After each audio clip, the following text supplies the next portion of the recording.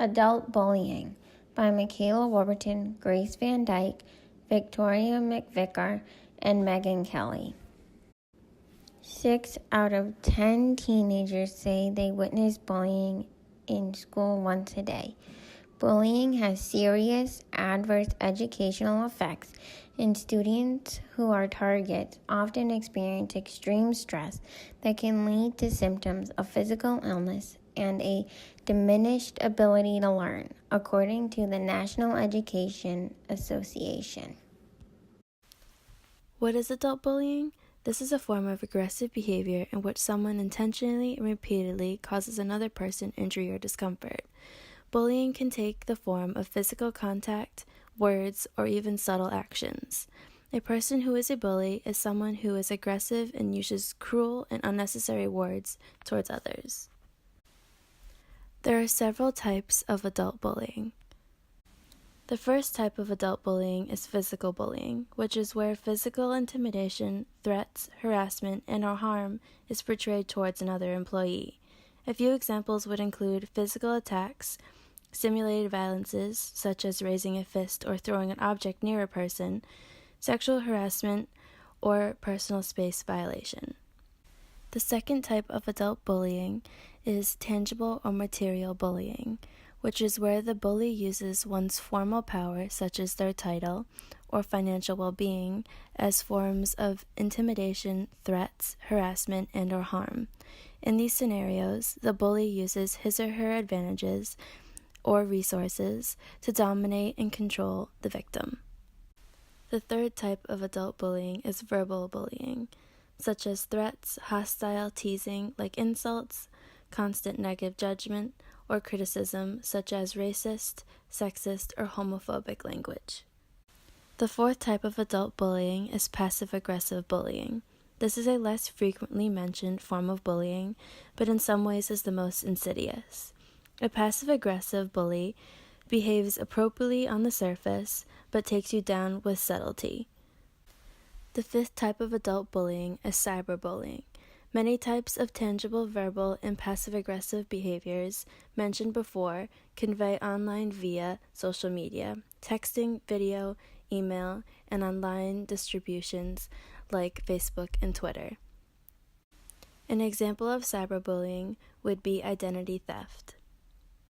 Here are a few characteristics of bullies: high self-esteem, physically strong and powerful, aggressive, social cues, reading skills, psychologically strong, high standing with peers, experienced punishment like bullying, popular, tough, jealous, and anxious. Bullies are also 6 times more likely to be incarcerated by the age of 24 and 5 times more likely to have a serious criminal record when they grow up. On campus, we have counselors that can help students with bullying. Some of the people on campus are Marianne Silvestri and Julie McMenemy. These 2 people are located in Chapman House on campus. In the workplace, bullying happens as well. Some statistics in the workplace are 27% of Americans have suffered abusive conduct at work. 21% have personally witnessed it happening to someone else. 72% are aware that the workplace bullying happens. Adult bullying is different from bullying where one is a child. Workplace bullying could cost someone their job, where the job feeds their families.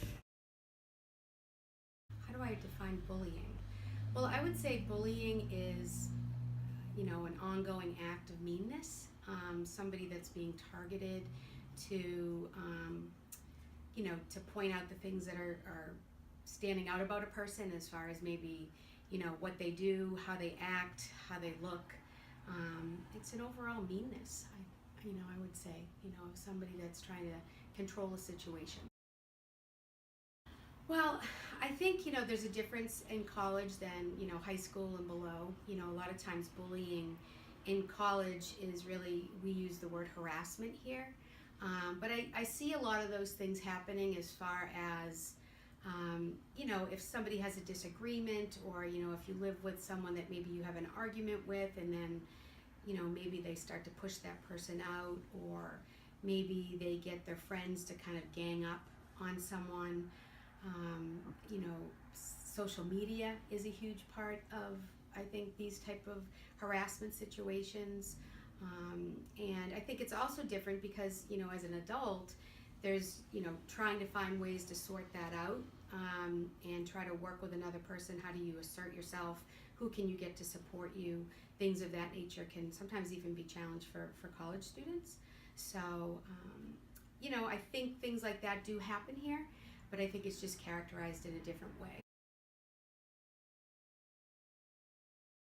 In the workplace, well, I think once again, the bullying kind of harassment is kind of about power and control, and maybe somebody feeling threatened by something that somebody is doing.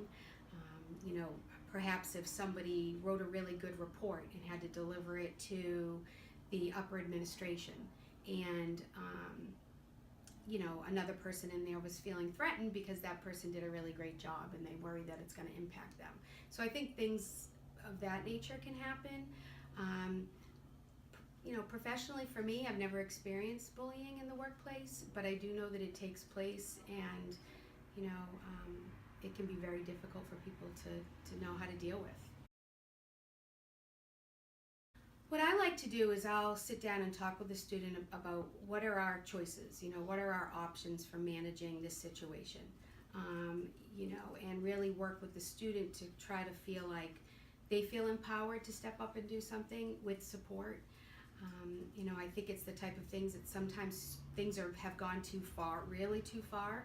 Not that one act of bullying is okay, but does that person need support stepping in, and really kind of guiding the student to what their options are as far as getting support, and then coming up with a solution, to say, what are we going to do about this?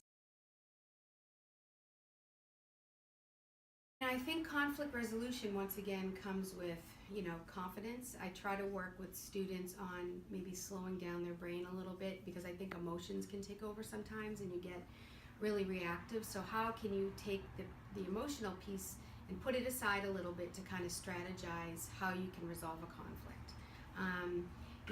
I like to kind of brainstorm all the ideas first, and then decide on maybe what are the things that people might try, and then try the idea, and see how it goes. Sometimes I'll work with students on mediation. How do we, maybe 2 students or 3 students will come in and they have an ongoing issue that needs to be sorted out, and kind of be able to help them open a dialogue for what's happening, giving people the opportunity to share their side of the story, and then try to come to some sort of understanding and agreement between those individuals, so that they feel like the situation has been resolved or more tolerable, because I do think sometimes we have to, we can't control everything, so we have to make sure that we're feeling okay and we're feeling safe, and then we've done the best we can to try to solve it. I think being able to put information out there about harassment and what it looks like, being able to educate on what conflict, resolution is out there, what they can do, what strategies they can use to be able to kind of intervene, whether it be helping a friend, or whether it is that person's dealing with it, what can they do to kind of get support with that. And I think the educational piece is really important. Educating the community about, what are the red flags when you see somebody being bullied, and how can you step up and be a good bystander there as part of our community, and being able to step in and say, hey, that's not cool, or, stop talking that way, or, why are you addressing that person, or you can't talk to me that way. So I think the educational piece is, how do we build confidence? How do we get people to feel empowered? I don't know if I have any specific programs, or curriculums for that, but I do feel like we can educate through bystander intervention, and try to get people to, understand that when something's happening, it's okay to step in and help.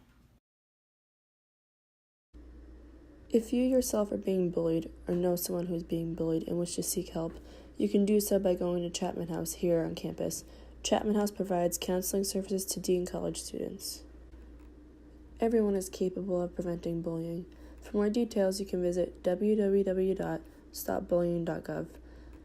This website provides information on training, state laws and policies, what schools can do, and what kids can do. Adults in the community can help prevent bullying by talking about it, building a safe school environment, and creating a community-wide bullying prevention strategy.